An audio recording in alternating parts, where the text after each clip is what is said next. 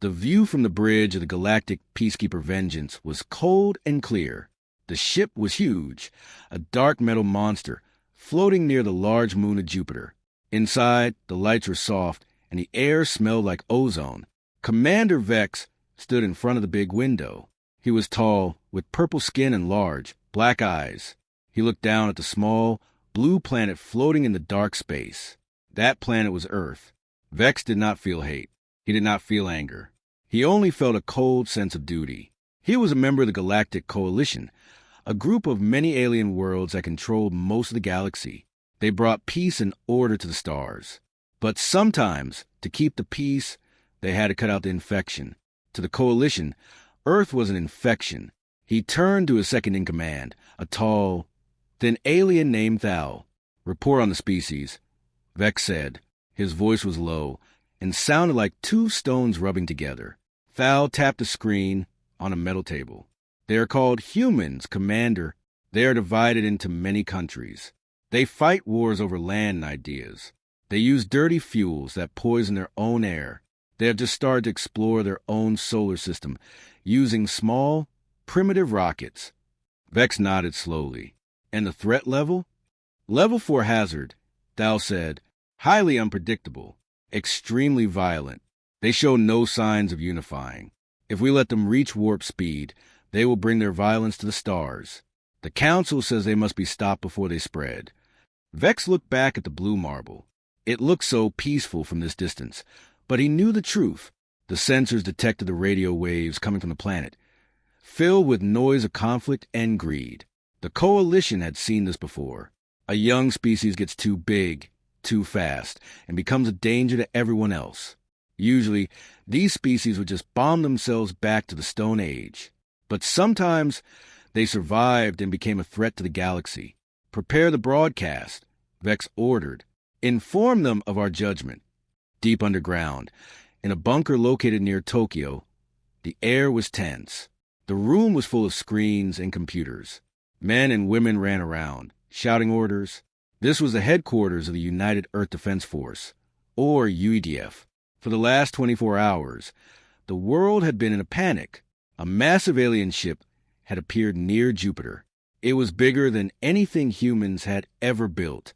James Kim sat at a desk in the corner. He was a young man with messy hair and dark circles under his eyes. He wore a simple military uniform. He was a tactical analyst. His job was to look at data and find patterns. Right now, he was staring at a stream of numbers coming from the alien ship. "Anything new?" asked Lisa Hahn. She sat next to him, monitoring the communication frequencies. She looked tired, too. James shook his head. "Their ship is huge. The power readings are off the charts. If they wanted to, they could destroy us without even entering the atmosphere. But they haven't moved. They are just waiting." Mark Choi walked into the room. The chatter stopped immediately. Mark was an admiral. He was an older man with a stern face and gray hair. He had served in the Navy for 40 years. He had seen combat, but nothing like this. He walked with a limp, a reminder of an old war. He commanded respect. "Report," Mark said. His voice was deep and calm. Lisa turned in her chair. "Sir, we are detecting a high-energy signal from their ship. It is aimed directly at us. It is a transmission, sir, audio and video." "Put on the main screen," Mark ordered. The large screen at the front of the room flickered to life. Static filled the screen for a moment, and then an image appeared. It was Vex. The sight of the alien commander made everyone in the room gasp. He looked terrifying, yet noble. He wore a shining uniform with medals. "People of Earth," Vex said. His voice was translated instantly into English by the computers, but the tone was synthetic. "I am Commander Vex of the Galactic Coalition. You've been watched. You've been judged." The room was dead silent. Everyone held their breath. "Your species is violent," Vex continued. "You destroy your own home. You kill each other for no reason. You are a virus. You are a level 4 hazard. The galaxy has no place for a race that cannot control itself." James watched the screen closely. He saw the look in Vex's eyes. It was the look of a man about to step on an ant. "We offer you one chance," Vex said. "Surrender your weapons. Disband your armies. Accept our guidance. We will re-educate you. We will bring you order. You will lose your freedom, but you will survive. If you refuse, we will sterilize your planet to protect the rest of the galaxy. You have 1 hour to decide." The screen went black. For a long moment, nobody spoke. The silence was heavy. Then the room exploded into noise. People were shouting. Some were crying. "They want us to surrender?" a captain shouted. "They want to make us slaves." "Sterilize the planet?" Another officer whispered.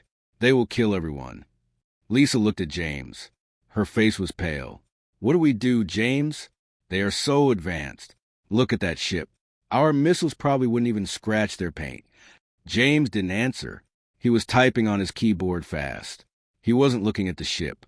He was looking at the transmission itself. He was looking at the code. Mark Choi stepped up to the center of the room. "Quiet," he yelled. His voice cut through the noise like a knife. The room settled down, but the fear was still there.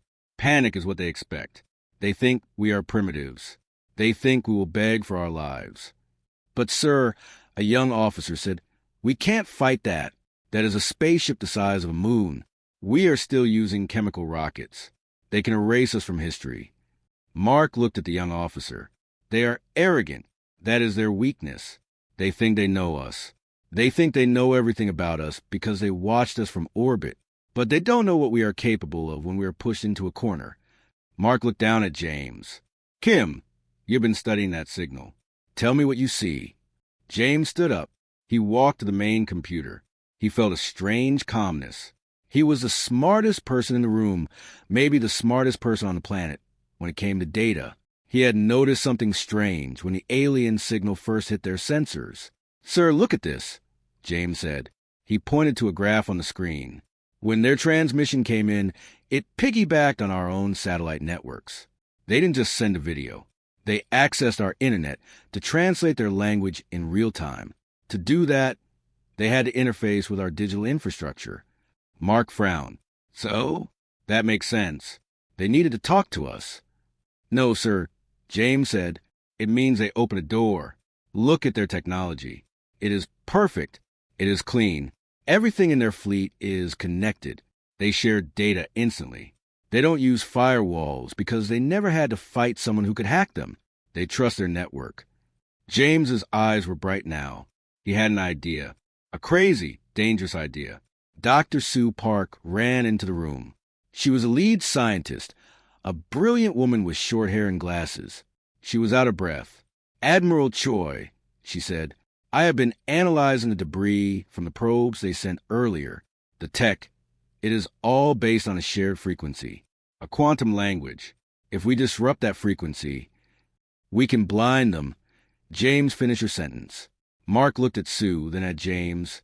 He realized what they were suggesting. The aliens were powerful, but they were like a single brain. If you hit the brain, the body dies. "You have a plan?" Mark asked. James took a deep breath. "Yes, sir. We don't fight them with bullets. We fight them with information. They sent us a message. We're going to send one back. But ours will be a computer virus, a digital bomb. We can use their own connection to upload it into their main ship." Mark studied James's face. He saw no fear there. He saw determination. "If this fails," Mark said, "they will fire immediately. We will all die." "If we do nothing, we die anyway," Lisa said softly. Mark Choi nodded. He looked around the room at his staff. These were humans. They were messy, flawed, and afraid. But they were his people. He remembered the history of Earth. Humans had survived ice ages, plagues, and world wars. They fought with sticks, then stones, then guns. They never gave up. "We do not surrender," Mark said firmly. "We never have. We never will." He turned to James. "Prepare the transmission, Lieutenant. Use everything we have. Every code breaker, every hacker, every computer on Earth. Pack the nastiest virus you can imagine." James sat down, and his fingers flew across the keyboard. "I'm calling it protocol, White Noise," he said. "Do it," Mark ordered. "On the bridge of the Vengeance." Thal looked at the clock. "Time is up, Commander." "Have they responded?" Vex stared at the image of Earth. "No, They are silent. Perhaps they are discussing. Or perhaps they are too afraid to answer. Cowards, Thal said. They are primitive. They probably destroyed their own communication systems in a panic. Vex sighed. Then we proceed. Prepare the main cannon. Target the major population centers. We must be quick. The longer we wait, the more chance they have to do something foolish. Energizing the main cannon, Thal said. Weapons are hot. Just as Thal was about to give the order to fire, a light on his console blinked. It was a strange color. It was red. Commander, Thal said, we are receiving a transmission from Earth. It is very large. It is a massive data packet. Vex turned around. A surrender? I don't know, Thal said. It is heavily encrypted. It is coming through on the channel we opened for translation. Shall I block it? No, Vex said. Let them send their plea. I want to hear them beg. Open the channel. The data stream began to flow into the Vengeance S central computer. It poured in like a flood. Thousands of gigabytes of data in a second. It hit their firewall, and the firewall didn't even slow it down. Suddenly, the lights on the bridge flickered. Thal, Vex asked. Status report. Thal tapped his screen, but it was frozen. The image of Earth on the main screen distorted and turned to static. The hum of the engine stopped. The comfortable air stopped circulating. The gravity fluctuated, making Vex feel light for a second.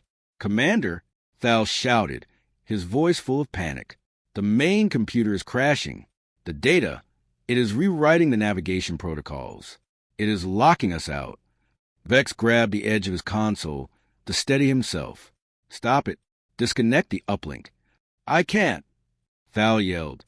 The system is not responding. The virus is everywhere.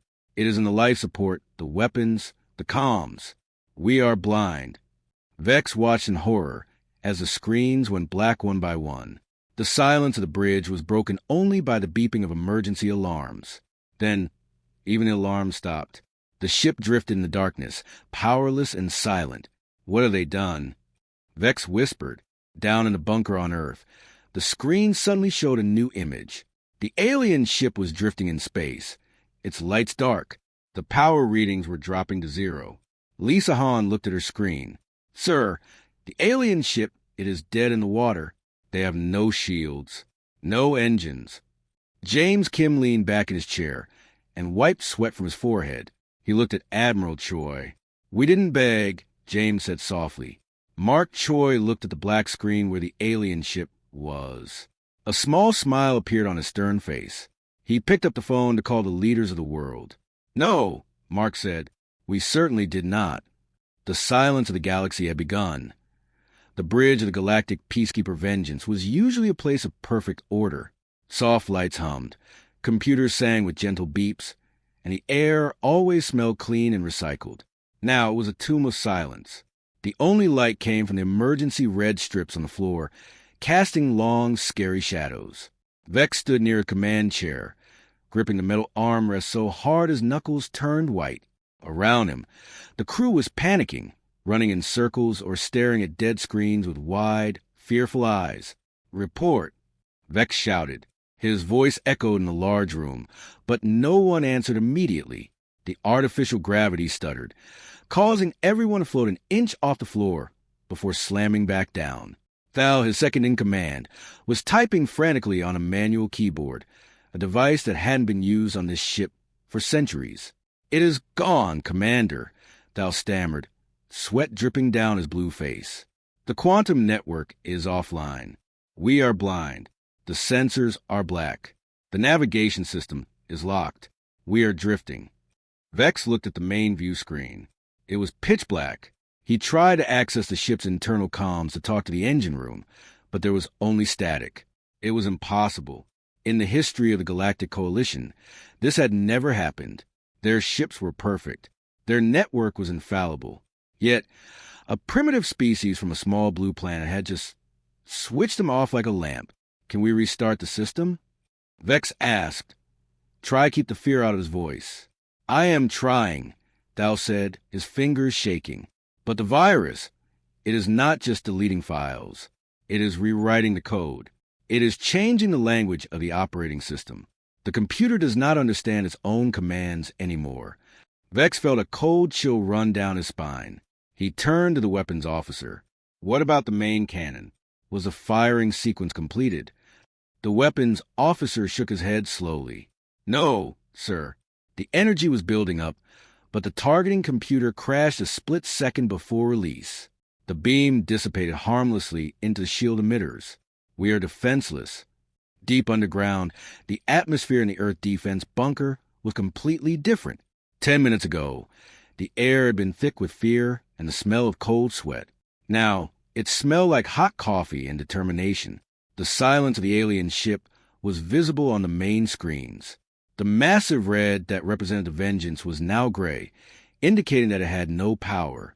James Kim sat in front of his terminal, his eyes scanning lines of code that scrolled by faster than the human eye could follow. He felt a strange mix of exhaustion and adrenaline. He had just hacked the most advanced civilization in the galaxy. It felt surreal, like a dream. Did it work? Mark Choi asked. He stood behind James, his large hand resting on the back of the analyst's chair. Yes, Admiral, James said, his voice hoarse. Protocol white noise is inside their system. It's eating everything. They relied on a shared frequency to control their ships. We used that frequency to introduce a logic bomb. Basically, we told their computer that 2 + 2 = fish. Their processors can't handle the contradiction, so they are shutting down to protect themselves. Dr. Sue Park walked over from the science station, holding a tablet. Admiral, the silence is spreading, she said. It's not just a ship orbiting Jupiter. We are monitoring the deep space relays. The entire galactic coalition communication network in this sector is going dark. They are all connected. The virus is jumping from ship to ship, station to station. Mark Choi nodded grimly. Good. That means they can't call for backup. They are alone. Lisa Hahn looked up from her radio desk. Sir, I am picking up a lot of noise on the emergency channels. It is not English, but the computer is translating it. It is the alien fleet. They are confused. They are shouting for orders that aren't coming. Mark walked to the center of the room. He clapped his hands loudly to get everyone's attention. The buzzing chatter stopped instantly. Listen to me, he said. The enemy is stunned, but he is not dead yet. That ship still has physical weapons, and they still have a crew. They are likely trying to reboot their systems manually. We cannot wait for them to figure it out. We strike now. He turned to the tactical map. Order the orbital fleet to engage. Do not use energy shields. They will just be targets. Use kinetic weapons. Railguns, missiles, anything that flies straight and hits hard. Target their engines and weapon bays. We need to cripple them before they can blink. In the darkness of the Vengeance Bridge, Vex was trying to regain control of his crew. The panic was subsiding, replaced by a grim realization of their situation. They were the masters of the galaxy, but right now, they were sitting ducks. Stop looking at the screens. Vex yelled, pulling a terrified young ensign to his feet.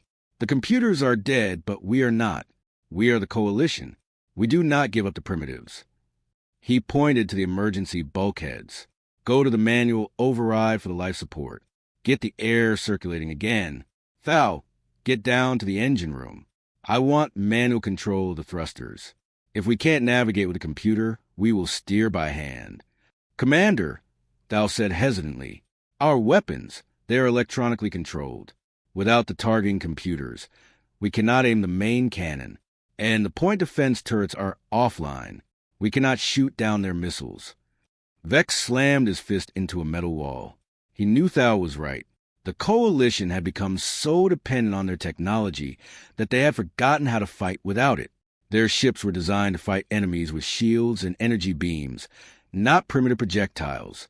Then we will have to rely on our armor, Vex said, though he didn't sound confident. Hull plating should withstand their simple rockets. Suddenly, the ship shook violently.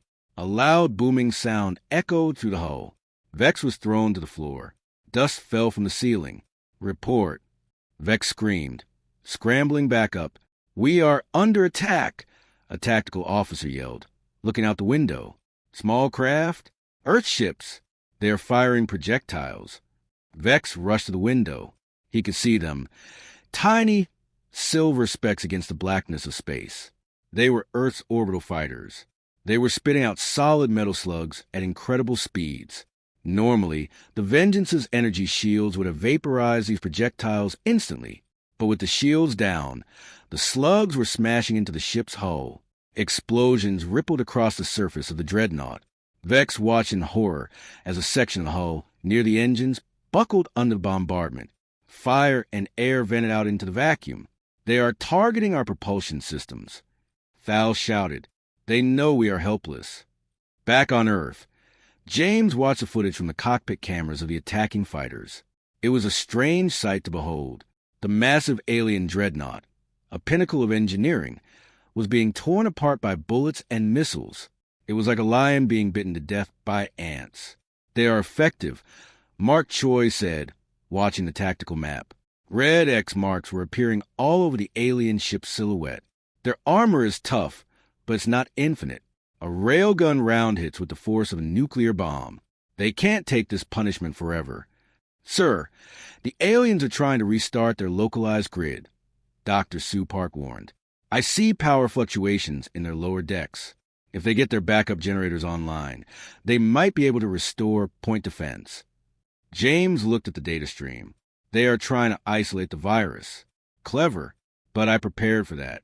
As soon as they bring a system back online, white noise will reinfect it to the backup power lines.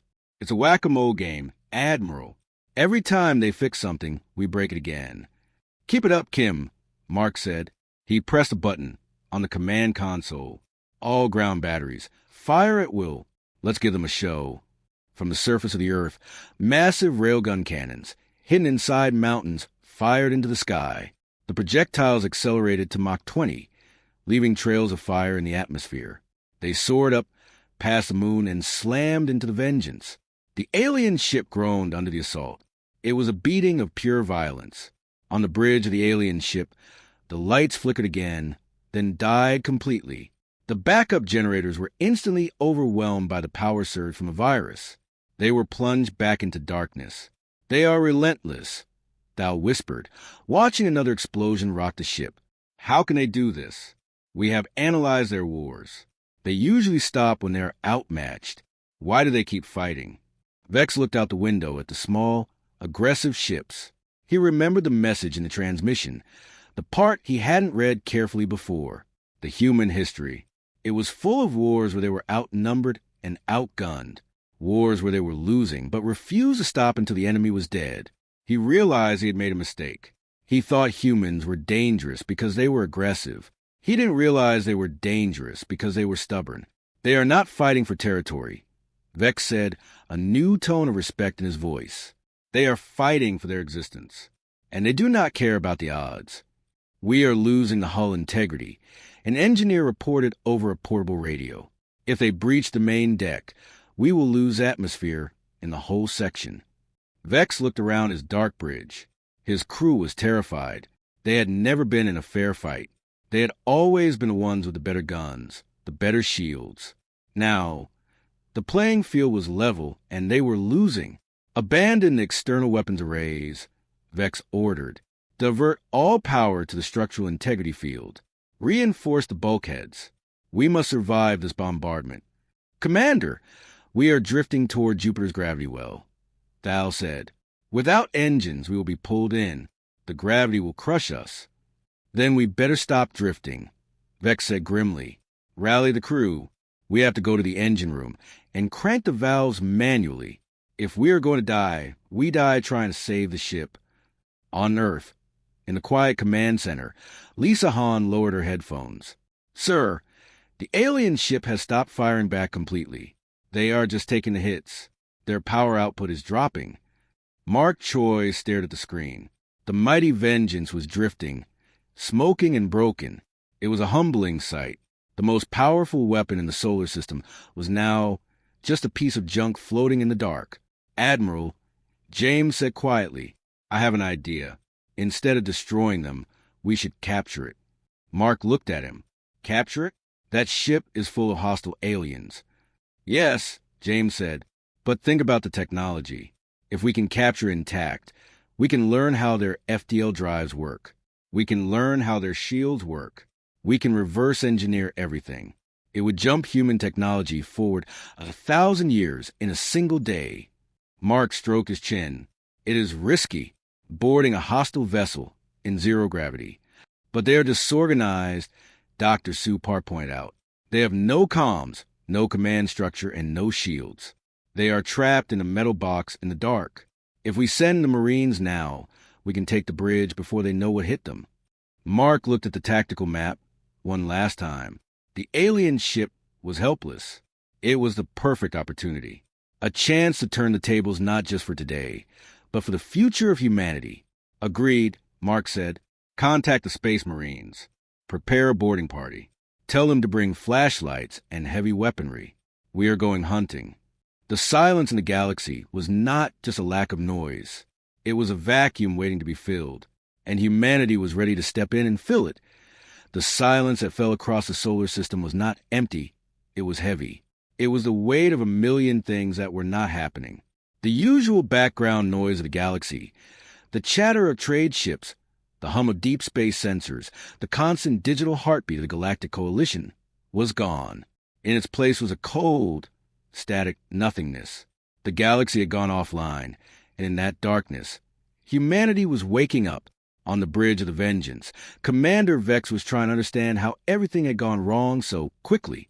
He sat in his chair in the dim red light, holding a tablet that showed the ship's damage report. It was a long list. The engine room was leaking oxygen. The outer hull near the cargo bay was breached. The internal temperature was dropping. But the worst part was the isolation. Vex was used to being connected to a vast network of information.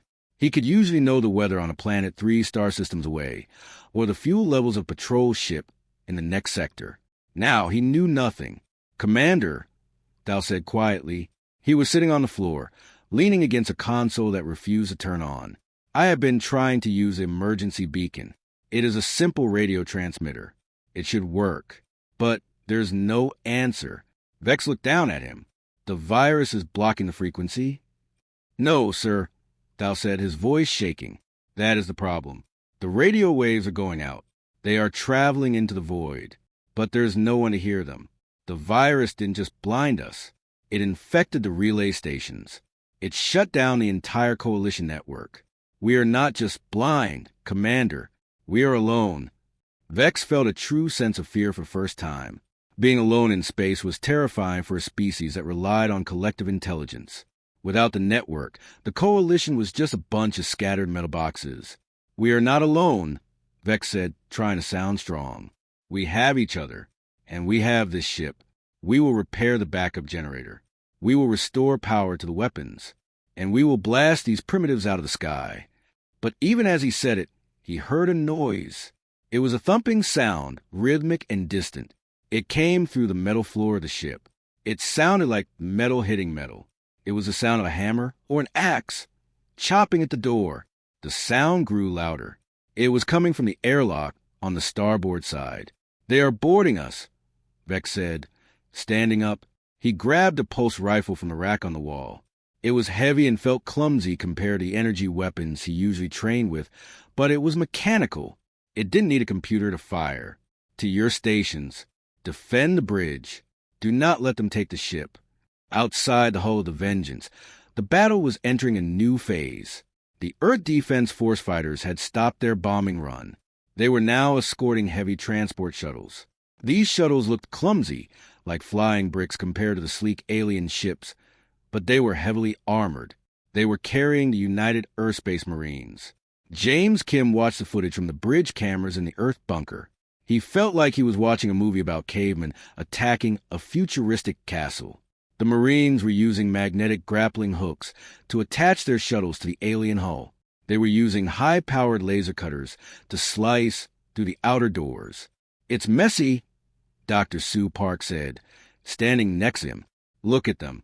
They aren't using docking protocols. They're just cutting holes in the side of the ship. That's the point, James said, typing rapidly. We can't interface with their airlock systems because their computers are down. So we are making our own doors. It's brute force. Is it safe? Lisa Hahn asked from the comms desk. No, Mark Choi said, walking up to stand behind them. But war isn't about being safe. It's about being effective. They have the fancy tech. We have the guts. Mark picked up a microphone. This is Admiral Choi to the boarding teams. The aliens are confused and likely terrified. They are not used to ground combat. Use that. Move fast, secure the engine room, and capture the bridge. Watch out for traps. Good hunting. On the alien ship, the sound of cutting stopped. Then came a loud bang as the airlock blew open. The explosive decompression sucked the air out of the corridor, pulling debris and tools into blackness of space. But behind the explosion came the humans. They wore bulky black suits, with thick helmets and heavy boots. They carried weapons that looked archaic. Bullets instead of lasers. They moved in squads, checking corners, communicating with hand signals and simple radio voice chat. The alien crew members in the corridor were caught off guard. They wore breathing masks because the air was venting, but they held strange-looking stasis batons. They tried to fire them, but the batons were designed to stun targets with a specific frequency, a frequency that the virus had scrambled. The weapons were useless. The Marines didn't hesitate. They raised their rifles and fired. The sound of gunfire echoed through the metal hallways, a sound that the aliens had never heard on a ship. It was loud, violent, and final. The aliens fell back. They were larger and physically stronger than the humans, but they were not fighters. They were technicians and explorers. They had never been trained for close-quarters battle. They had grown up in a society where disputes were solved by drones and arbitration. The raw aggression of the humans shocked them. In the engineering section, a squad of Marines led by a sergeant named Miller secured the massive engine room. The room was dark, lit only by the flashlights on their rifles. Huge glowing cylinders lined the walls, the power cores. "Area secure," Miller said into his radio. "We have the engines, but we can't control them. The consoles are dead." James Kim heard this in the bunker. "Don't try to use their consoles," he said over the radio link. "They are fried. Look for the manual overrides. There should be large wheels or levers near the power conduits. The Coalition builds manual overrides in case of AI rebellion." Miller swept his flashlight around until he saw a massive red lever on the far wall. It was covered in dust. "I see it. I'm cranking it." The lever was stiff, designed for hydraulic assistance that wasn't working. It took 3 Marines to push it down. As they did, the ship shuddered. The vibration changed. The steady hum of the engine slowed, then stopped. "Engine kill confirmed," Miller said. "They aren't going anywhere." Back on the bridge, Vex was watching the security feed on a small backup monitor. He watched as his crew was disarmed and dragged away by the human soldiers. He watched as the engines died. He watched as the lights flickered and died completely, leaving them in emergency red. "They have taken the engines," Thal whispered. "We are drifting. Stand your ground." Vex yelled at the 10 officers left on the bridge. "We have the choke point. If they want this bridge, they have to come through the main door. We can hold them."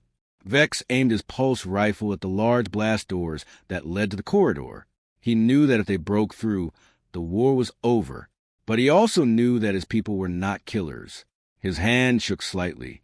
He was commander of explorers, not a general of an army. He looked at the faces of his crew. They were young. They were scared. They were looking to him for orders, but he had none left. Suddenly, a hissing sound filled the bridge. "What is that?" Vex asked. "It's gas," Thal shouted, pointing at the vents. "They are pumping something into the air system." "They can't," Vex argued. "The computer is down. They have found a manual life support controls." Thal yelled. It's a neural agent. Sleep gas." Vex held his breath, but was too late. A sweet-smelling mist filled the room. It made him dizzy.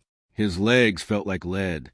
He tried to pull the trigger of his rifle, but his finger wouldn't move. He looked at Thal.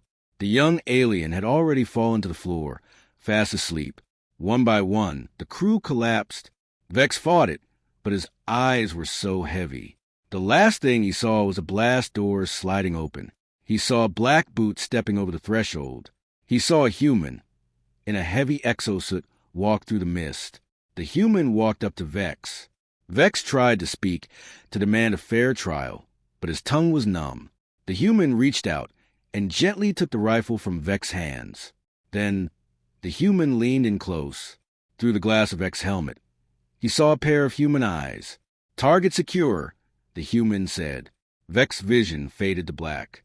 In the bunker on Earth, a cheer went up as the status light for the alien ship turned green. "Got them," James said, leaning back and exhaling a long breath he didn't know he was holding. "We have the bridge," Lisa Han confirmed. "The ship is ours."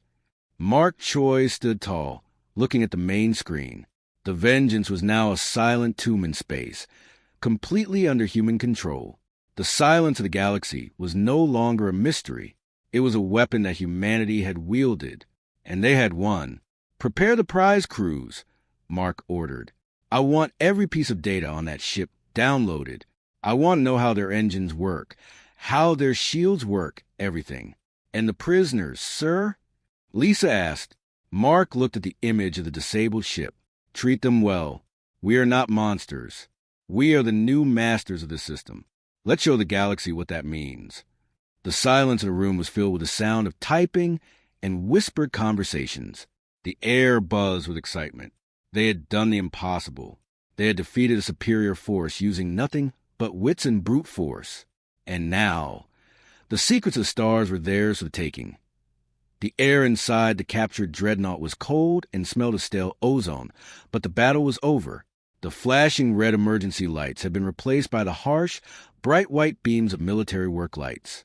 The unconscious bodies of the alien crew had been gently moved to the side and secured with heavy plastic ties. It was strange to see these high-tech beings, usually so arrogant and advanced, lying helpless on the metal floor like broken dolls. James Kim walked through the corridors of the Vengeance, his boots making a clanking sound against the floor. He wore a bulky spacesuit, just in case the life support failed again, but he had removed his helmet to get a better look. He was surrounded by United Earthspace Marines, their rifles still raised, but the tension was gone. There was no one left to fight. "It's like a ghost ship," Sergeant Miller said, walking next to James.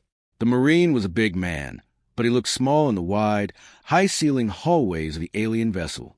"I expected more fight. These guys are huge. Why didn't they fight back?" James stopped in front of a wall panel. It was smooth and featureless, except for a faint glowing line. He placed his hand on it. "Because they never had to," James said. "Look at this design. No sharp corners. Climate controlled everything. They spent the last 1,000 years making their lives comfortable. They automated everything dangerous. They forgot how to struggle." He turned to look at the Marine. "When we took out their computers, we took away their hands and eyes. They didn't know how to be primitives again. We did. We are good at struggling." James tapped his earpiece. "Dr. Park, this is Kim. I am at the Central Data Hub. The room is clear. You can bring the team in." A few minutes later, the blast doors opened, and Dr. Sue Park walked in with a team of scientists. They were carrying heavy backpacks and rugged laptops that looked primitive compared to the sleek technology of a ship. Sue looked exhausted, but her eyes were bright with excitement. "This is it," she said, her voice echoing in the large room. "The brain of the ship, or what is left of it." She sat down at a console and began to connect her laptop to the alien ports using a jury-rig cable. "James, our virus erased their operating system, but the hardware is still intact. If we can bypass the corrupted code, we can access their database. We need to know how their engines work. We need to know about their FDL drives." James stood behind her, watching the screen fill with alien text. "Can you read it?" "The computer is translating it slowly," Sue said. "It's not just text. It's history. It's maps. It's cultural archives. They have records of thousands of species." She scrolled through a file. "Look at this. This is their entry on Earth." James leaned in. On the screen, an image of the planet rotated. Next to it were lines of text. The translation program worked furiously, turning alien symbols into simple English. Asterisk subject, Earth. Status, quarantined. Threat assessment, high. Recommended action, sterilization, asterisk. James felt a chill run down his spine. They weren't just planning to scare us, he said softly. They were going to kill everyone. They see us as a virus, Sue said.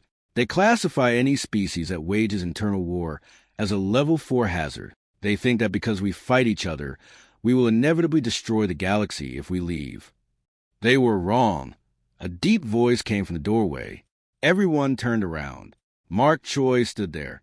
He had taken off his heavy armor and was wearing a simple uniform. He walked into the room with the slow, heavy steps of a man who carried a great weight. We fight because we are passionate, not because we are broken. They have forgotten what it means to fight for something. That is why they lost. Mark nodded to James. Is the package secure? Yes, Admiral. James said, we are downloading everything now. Good, Mark said. Then it is time to have a conversation with our host. The detention cells on the Vengeance were not designed for prisoners. They were small medical bays usually used for sick crew members. Now, the heavy doors were locked, and 2 Marines stood guard outside. Inside, sitting on a small bench, was Commander Vex. The alien commander looked tired. His uniform was dirty, and his head was lowered. When the door opened, he didn't stand up. He just looked up with his large, dark eyes. Mark Choi, James Kim, and Dr. Sue Park stepped inside. The door closed behind them. Vex looked at the humans. He looked at their primitive clothes, their lack of weapons, and their tired faces. He didn't look at them with hate anymore. He looked at them with a strange kind of curiosity. You have done the impossible, Vex said. His voice rasped a little in the dry air. My ship is dead. My crew is humiliated. How? Mark Choi stepped forward. He didn't stand over Vex. He pulled up a stool and sat, so they were eye to eye. We didn't beat you with better ships, Vex. We beat you with better understanding. Mark gestured to James. We studied you. We studied your signals. We saw that you relied on a single, perfect network. You have a hive mind mentality. You all share everything. That makes you efficient. But it also makes you fragile. Cut off the head and the body dies. Vex shook his head slowly. But we offered you peace. We offered you order. Why did you choose chaos? Why did you choose to fight a war you could not win? James spoke up. You didn't offer peace. You offered slavery. You wanted to take away our freedom to choose our own path. You call us a hazard, but you didn't look at the whole picture. James held up his tablet. He opened a file and turned it toward Vex. It was a complete history of Earth that they had transmitted right before the virus hit. Read it, James said, not the parts about war. Look at the parts about recovery. Look at the plagues we survived. Look at the natural disasters we rebuilt from. Every time humanity is knocked down, we get back up. We get stronger. We adapt. You call it violence, Mark added. We call it resilience. You wiped out your own evolutionary struggles centuries ago. You became stagnant. You forgot how to survive. We are still fighting for our survival every day. That is why we won. Vex looked at the screen. He scrolled through the data. He saw the history of the human race. It was bloody, yes, but it was also full of art, invention, and incredible acts of courage. He saw that humans didn't fight because they liked to kill. They fought because they refused to give up. We thought we were protecting the galaxy, Vex whispered. We thought we were the shepherds keeping the wolves away. We aren't wolves, Mark said, leaning forward. We are just another wild animal that doesn't want to be put in a cage. Sue Park spoke up from the back. Commander, your coalition depends on this network. What happens to them now? We crashed your system here. Is the rest of the galaxy offline too? Vex nodded slowly. Yes, the virus spread through quantum relays. The entire coalition, the trade lanes, the communication grids, the defense fleets, they are all silent. They are blind. They are helpless without the network. For the first time, a look of true horror crossed Vex's face. My people are not like you. They have never lived without the connection. They are lost. They will panic. Without the automated food deliveries, planets will starve. Without the navigation computers, ships will drift forever. Mark Choi stood up. He realized the magnitude of what they had done. They hadn't just defeated one ship. They had paralyzed a galactic civilization. The silence of the galaxy was not just a tactical victory. It was a humanitarian crisis on a scale no human had ever imagined. "We didn't mean to starve your people," Mark said, his voice serious. "We just wanted to stop you from killing us." Vex looked up at the human admiral. "You have the power now, Mark Choi. You hold the codes. You hold the ship. You could decide the fate of my entire species. You could let us drift into the dark, or you can help us." Mark looked at James, then at Sue. The silence in the detention cell was heavy. The silence of the galaxy was heavy. They had won the battle, but the war for the future was just beginning. They held the keys to the stars, and now they had to decide what kind of masters they would be. "Get the data downloaded," Mark said quietly. "We are in need of a lot of coffee. We have a lot of thinking to do." He turned back to Vex. "You aren't a prisoner of war. Vex, you're a witness. You're going to watch us. You're going to see what a level 4 hazard does when it runs a galaxy." Vex bowed his head. "I am listening." The silence in the galaxy did not last forever, but when it broke, it was not the sound of the Galactic Coalition returning to order. It was the sound of a new voice, a voice that was messy, loud, and chaotic. It was the voice of Earth. 1 week after the capture of the Vengeance, the massive alien ship was no longer a dark tomb. It was buzzing with activity. Human engineers in yellow hard hats crawled through the corridors, laying thick cables next to the sleek alien walls. The smell of ozone had been replaced by the smell of welding torches and machine oil. On the bridge, the transformation was complete. The beautiful holographic command consoles that Vex used to command the stars were gone, replaced by rugged, boxy computer terminals stolen from Earth's navies. It looked ugly, but it worked. James Kim stood at the main engineering station. He had not slept in 2 days. His eyes were red, but he was smiling. He typed the final command into his keyboard. "Dr. Park," he said, "are the translation matrices ready?" Dr. Sue Park sat at a nearby desk, surrounded by tablets. She looked up and pushed her glasses up her nose. "They are ready, James. We have mapped their language to ours. We can speak to the entire network now." Mark Choi walked onto the bridge. He looked tired, but he stood straight and tall. He wore his formal dress uniform, the medals on his chest shining in the artificial light. He was no longer just a defender of Earth. He was a representative of a new power. "Status report," Mark said. "We have repaired the long-range communication array." James reported. "We also have access to the Coalition's central frequency, but we have not restored the network. We are holding the lines open, but we are not letting computers talk to each other yet." "Good," Mark said. "That keeps them disorganized. Vex is secure." "Yes, sir. He is watching from the side," James said, pointing to a corner of the room. Vex stood there, flanked by 2 guards but without handcuffs. He watched the humans work with fascination. He saw how they argued, how they fixed problems with duct tape and hammers, and how they laughed when they made a mistake. He was beginning to understand that this chaos was their greatest strength. "Are we ready?" Mark asked, walking to the center of the room. "Ready, sir," Lisa Hahn said from the communication station. She put her hand over the transmit button. Mark took a deep breath. He looked at the camera lens that would broadcast his face and voice to every planet, every ship, and every outpost in the galaxy. He knew that trillions of aliens were watching. They were scared, confused, and sitting in the dark. They were waiting to hear if they were going to be destroyed. "Open the channel," Mark ordered. The red light on the camera turned on.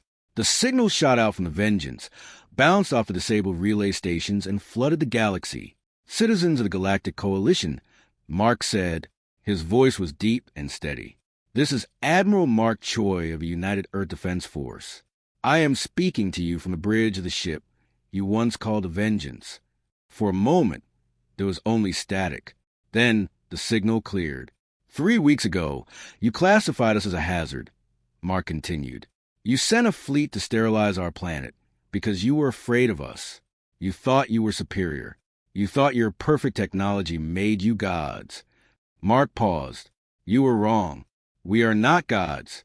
We are humans. We are survivors. And we have taken your ship. We have silenced your network. We have done this not because we want to conquer you, but because we demand the right to exist." The galaxy listened. On thousands of worlds, Aliens huddled around screens, looking at the strange, soft-skinned creature in the military uniform. "We know you are struggling," Mark said, his tone softening. "Without your network, your ships are lost. Your planets are afraid. You do not know how to survive without your computers telling you what to do." Mark looked straight into the camera. "We could leave you in the dark. We could let you drift until you starve. But that is not who we are." He nodded to James. James pressed a key on his keyboard. "Uploading the patch now," he said. "What I am sending you now is a gift," Mark said to the galaxy. "It is a fix for your network. It will turn your systems back on. But listen closely. This is not the same network you had before. We have changed it." On every computer screen in the galaxy, a new symbol appeared. It was a small, blue circle representing Earth. "We have opened the network," Mark said. "We are not locking you out, but we are locking ourselves in. From this day forward, Earth is a full member of the Coalition. We are not a level 4 hazard. We are a level 1 player. You will listen to us. You will trade with us. And most importantly, you will never threaten us again." The transmission ended. The screen went black for a second, and then, slowly, the computers around the galaxy began to reboot. Lights flickered back on. Engines hummed to life. The silence was broken. On the bridge of the asterisk Vengeance, Lisa Hahn began to read the incoming messages. "Sir," she said, her voice shaking. "Receiving responses. It's chaos. They are arguing. Some are thanking us. Others are angry. But they are talking." Vex stepped forward. "You gave it back," he said to Mark. "You restored the connection." "Why?" Mark turned to the alien commander. "Because, Vex, you were right about one thing. The galaxy is better when we work together. But you were wrong about how it should work.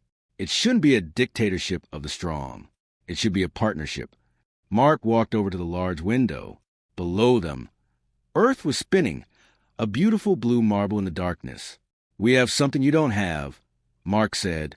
"We have fire in our blood. We have the spirit to fight. Now you have the strength of Earth, and we have the technology of the stars. Together, we are going to be something the universe has never seen before." James Kim stood up from his chair. He walked over to stand next to Admiral Choi and Dr. Park. He looked out at the stars. They didn't look scary anymore. They looked like a challenge. They looked like a future. "What happens now?" James asked. Mark Choi smiled, a rare, genuine smile. "Now, Lieutenant, we go home.